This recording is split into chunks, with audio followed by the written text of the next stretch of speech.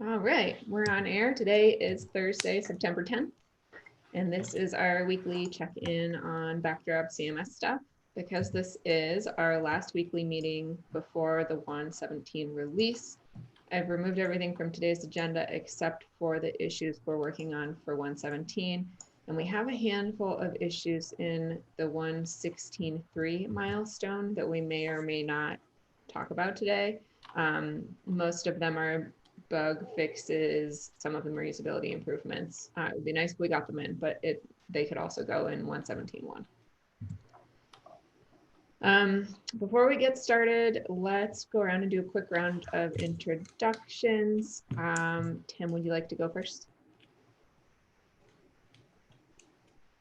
Making sure I'm not muted. Hi, I'm Tim Erickson, St. Paul Tim, up in Deerwood, Minnesota. Hopefully the roofers are almost done, so I don't make too much noise. My focus the last week and for the coming week is going to be Backdrop Live. So I may duck out of this meeting, but I wanted to check in, see how everybody is, and answer any questions. If you're watching this on YouTube, please go register for Backdrop Live right now. Backdrop-live.backdropcms.org. See you there. That's all. Gregory, you're next. Hi, I'm Greg. I'm joining from Greece. As usual, joining next week to see how I can help with things, and especially this week with the upcoming release on the 15th. Nate? Thanks, Gregory. I'm Nate Lampton in Oakland, California, where it is currently smoky and occluded, and my phone is ringing. And yeah, 117 is coming out in 5 days, so I'm excited to talk about the things that we've got left to do there. To you, Jen. You added an announcement to the agenda. Do you want to do that one for backdropcms.org? Oh, sure. Okay. So Justin Christofferson was here before the meeting started, or before the recording started, saying that he did some server maintenance last night on backdropcms.org, and he updated the backdropcms.org issue 220 to switch over Backdrop's certificates, SSL certificates, to Let's Encrypt. So that's really excellent. We really appreciate the effort you put in there, Justin, to make it so that we no longer have to keep paying for wildcard SSL certificates every year to maintain all of the Backdrop domains. So that's super cool. Thanks, Justin. Shall I just go right into the progress report? Okay. As mentioned, this is the last meeting before 117 comes out. It comes out in 5 days. Let's see, that's September 15th. That looks like it's Tuesday next week. And we are in feature freeze. So we're not adding new features at this point, but we are trying to work out bugs with some of the new features that have been added. With one caveat to that I'll mention at the end of the list.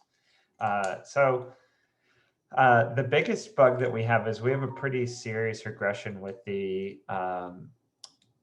existing sites that upgrade.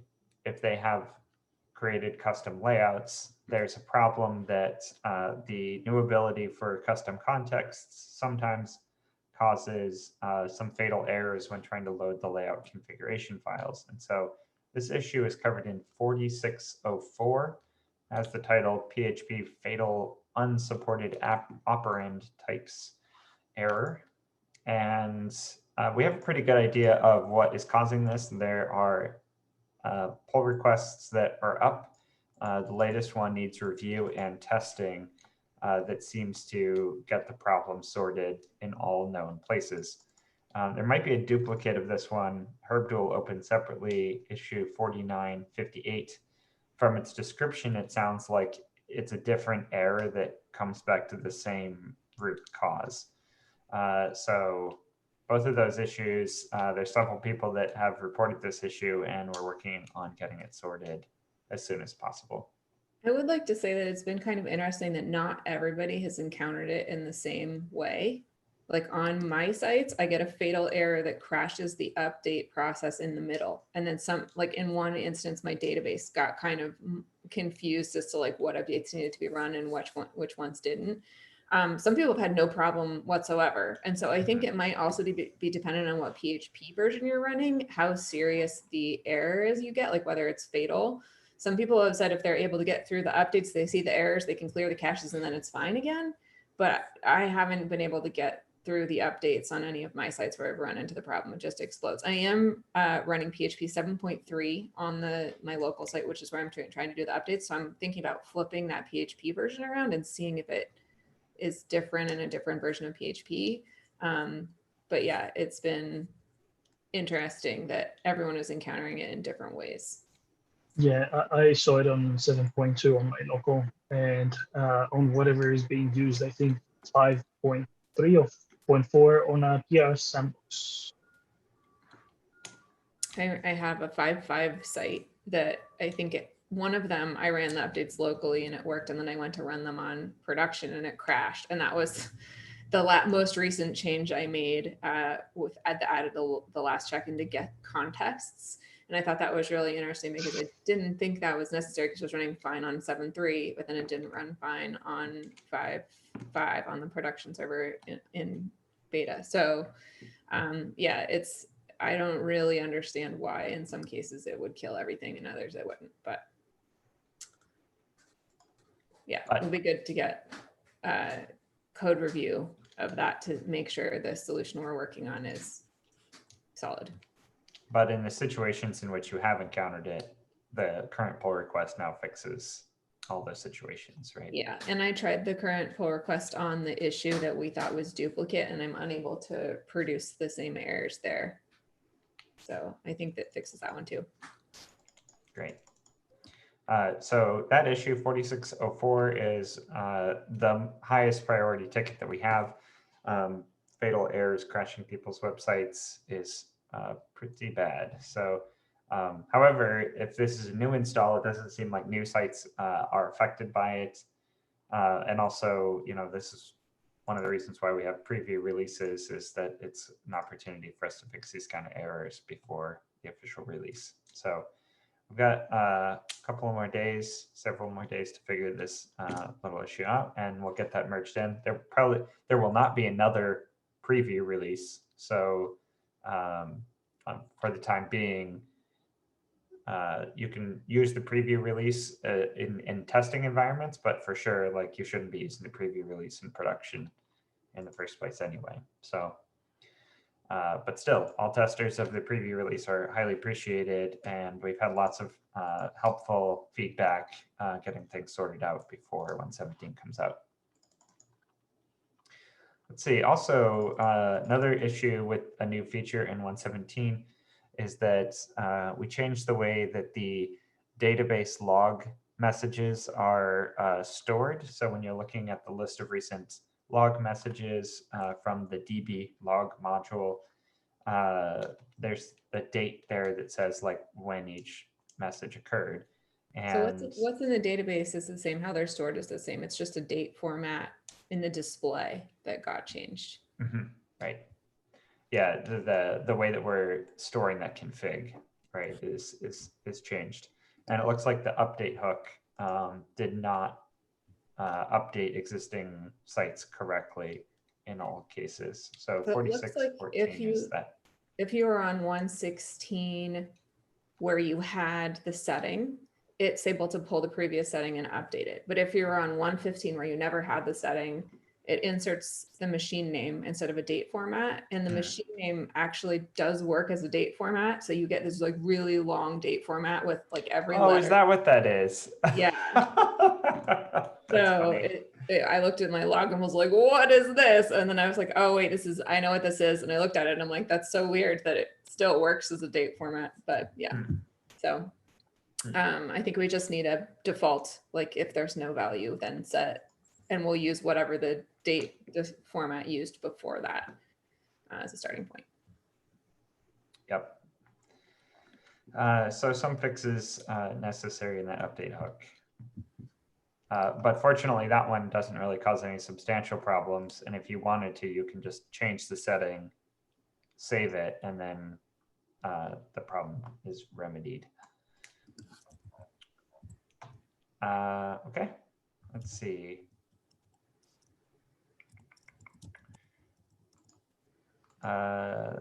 This last one, text update for block admin info.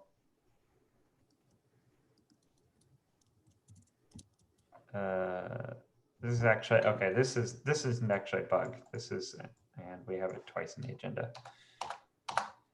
Okay, so we also have a couple of follow-ups for new features that are just like cleanup items. One of which is that we added a new feature that makes it so that when you place a block, you can now give each block, regardless of what type of block it is, a administrative label and description. And issue 4600 is an issue where we're working on tweaking those strings to, I wouldn't say be more consistent, but to be more descriptive of what it is that those things are doing. So that issue 4600 is one of these ones where we're just going back and forth discussing what strings are best and most intuitive for that interface. I pointed out in that issue most recently that Views has something similar, but Views' interface is really pretty terrible. We might spin out of this, like whatever we choose here, we probably also want to update Views to do something similar, because the Views UI has kind of the same problem and has worse text than the Layout UI has right now.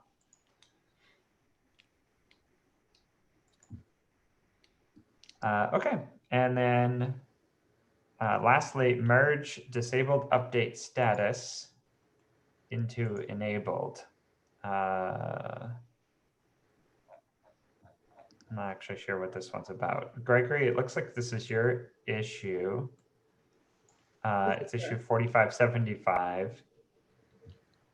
It's a follow-up to the change that got into 117 about cleaning up the display of the status report page. Ah, okay. So, I was wondering how that was related. Yes. So the page looks nice now, but it's when you enable the auto check updates for disabled themes and like projects, it has separate sections for the disabled modules, themes, and layouts. And like there's too many sections there. I thought that maybe we could consolidate those. And if it's disabled, maybe we have them grayed out, similarly to what we do with disabled views or what have you. And then other people chimed in to say that they find it strange that they come to a page that says available updates, and yet they see every single project that is installed and its update status. So maybe that will evolve into renaming that page because it's under reports to update status. And then there's this other issue that we have, I can't remember the issue number, where we want to merge all the updates, the available updates pages under modules, layouts, and projects, and maybe that should be called available updates. But yeah, that issue still has the needs more feedback label so that people can chime in. Yeah, great. Yeah, the list of available updates page has always been befuddling to me, honestly. So definitely an area that can be improved. Yeah, so one of the things that I think it's also in Drupal 8.4 now is that you can filter this page by security updates only, available updates, or all. And maybe that if we added a filter, as others said as well, the filter by name is a bit too much, but having a way to filter by security updates, that could be useful. And maybe that could then sort of like satisfy all opinions on what this page could do.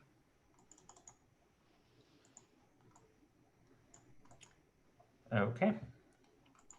So those are issues that are follow-ups for new features. It's not absolutely critical we get those in before Tuesday for the 117 release, but things that can be improved at any time. So I put one more issue in the 117 list, which is not strictly a bug fix for a new feature, and it is MySQL 8 support. That is issue 4238. And this is a cross port from something that was happening in the 777 queue. It's still not in 777 yet, but it's an adaptation. We did get all of the tests working, so it seems as though Backdrop with these changes passes everything exactly the same as before, and it should now fully support MySQL 8 as well. The one reason why I'm saying we might want to get this into 117 is that MySQL 8 is now the default database engine on the current release of Red Hat and CentOS. And also if you use Debian or Ubuntu and you say apt install MySQL, those distributions use MariaDB out of the box, but if you specifically install the MySQL package, it is also now MySQL 8. And so not working on the current versions of all of these operating systems is kind of a bad look. And this does change the way the database engine works, because it starts quoting a bunch of fields that it could have some minor repercussions that make me a little bit uneasy putting it into a bug fix release. And I don't think I want to wait an additional 4 months before Backdrop became compatible with the current versions of all of these operating systems. Yeah, I agree. So it's a little bit of a conundrum here. I might be tempted to say, okay, well, maybe we do put it into a bug fix release anyway, because we don't want to rush it out, even though it might have some minor API implications, because the benefits are so great compared to the potential costs. But in any case, that issue only just got its tests passing yesterday. So yeah, we need feedback and reviewing on it. And if it proceeds quickly and we can get it into 117, then great. And if it's not, then we might want to start considering if we can get it into 117.1. What would it be the best way to select test? What would you like to, like, how could we possibly surface bugs or? The most likely outcome, because all tests are passing and core is pretty extensively covered in its test coverage, I doubt you're going to see anything on a new install. Most likely, the places where you would run into some problem is when you're running a site that has a lot of contributed modules. I think ones that have some, this starts getting really specific, but ones that alter queries, so ones that specifically are running some sort of node access module, are the ones that are most likely to be affected. Because if you're modifying a SQL query, now that the SQL queries are slightly different because they have backticks around all the tables, that could potentially cause an issue. It really shouldn't, because if you're modifying queries with hook query alter, you're using dbtng, and it doesn't matter how things are quoted, because that's after you do all your modifications. So it's not strictly making an API change in any of the APIs we have exposed. However, if you're doing something hacky at like a raw SQL layer, doing some regexes on your SQL queries, then it could cause a problem there. Yeah, I think that I would like us. We already had members of the community complain about the lack of support for MySQL 8, and also because after its minor release, we have this goal to have a second bug fix release if there's anything critical within 2 weeks. If anything surfaces, we can do it as part of that, or revert if it's that bad. So I think, yes, get it in this release. Yeah. Well, anyway, thoughts and feedback are appreciated. It's issue 4238. Seems to be working, but yeah, we need some more widespread testing. Okay, well, that's the 117Q. There are a lot of items that are in the 116.3 list as well that we're continuing to accrue lots of things there. A lot of them have had a lot of progress this past week, but all of them are in a state that they basically need review. If it's okay with you, Jen, I think I may not do this section today and just say the 117 items, especially that first issue that we mentioned with the layouts contexts. Those are our real serious priorities. And then these 116.3 items, any of them that we get done is great. And there's lots of them that are in a needs review state. So we might get, half a dozen of these or more done in the next couple of days. And that will be in the 116.3 release, as well as, of course, in the 117 final release. So I think I might just say that's it for today.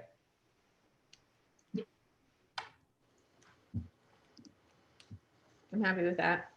Okay, great. We've got lots of things to do. Do you guys have anything that you would like to bring up? Tim made an announcement in the previous video, or maybe at the beginning of this one, to go sign up for Backdrop Live, just in case you weren't watching the live stream then, but are now. We do have our first online global event, September 18th and 19th. Please register. We are having a recommended donation as a registration fee, but if you can't afford it, you can either put in $1 or a cent, or you can contact us via the contact form. If you live in a country where PayPal doesn't work for you and you don't have a US credit card, we can help. So everyone's welcome. Yep. I'll just add to that. We're also looking for hosts for topics. So this is everybody has the opportunity to suggest a topic and host a discussion. So let us know about that too. That's Great. it. All right. Thanks, everyone. All right. Stream. Well, thank you, everyone. Great job on this release. Yeah. I'm really stoked for getting it out the door.